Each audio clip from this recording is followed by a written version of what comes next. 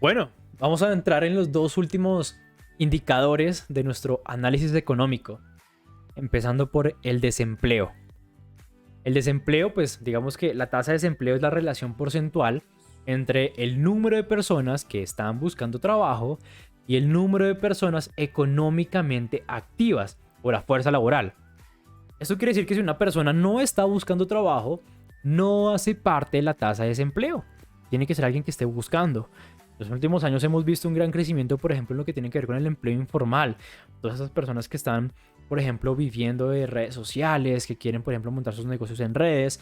No todas estas personas tienen constituidas esas empresas ante Cámara de Comercio, por ejemplo. Entonces todo esto hace que haya un aumento en este empleo informal y que en noticias, por ejemplo, veamos cómo sale que no, la tasa de desempleo está disminuyendo y hace creer a las personas que entonces hay más empleo, más trabajo, pero no siempre es así.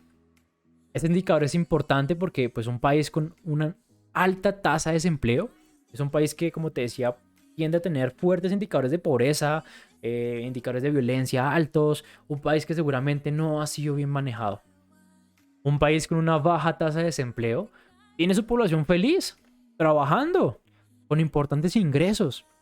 Para las economías es muy importante que las personas estén trabajando porque así logran el sustento para sus familias. Así van a generar empleo, generar empresas y así se puede dar un crecimiento y pagando los impuestos para que el gobierno pueda recolectar este dinero y repartirlo en lo que tiene que hacerlo.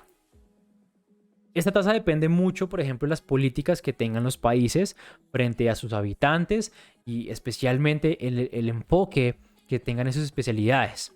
Por ejemplo, países con mucha tecnología, por ejemplo, o una gran fuerza agrícola o minera, pues ahí enfocan sus trabajadores.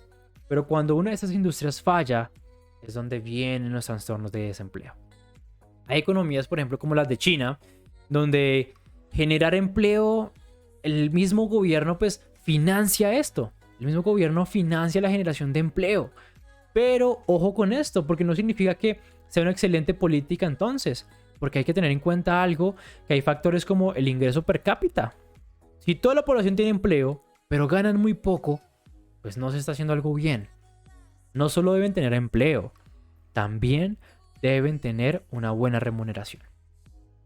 Países con altas tasas tienen obviamente un poco de cuidado, pues deben tener, digamos, como riesgos de violencia, riesgos políticos, debido a lo sucedido, digamos, por ejemplo, como te decía, por el tema de la pandemia, se generó la mayor ola de desempleo a nivel mundial.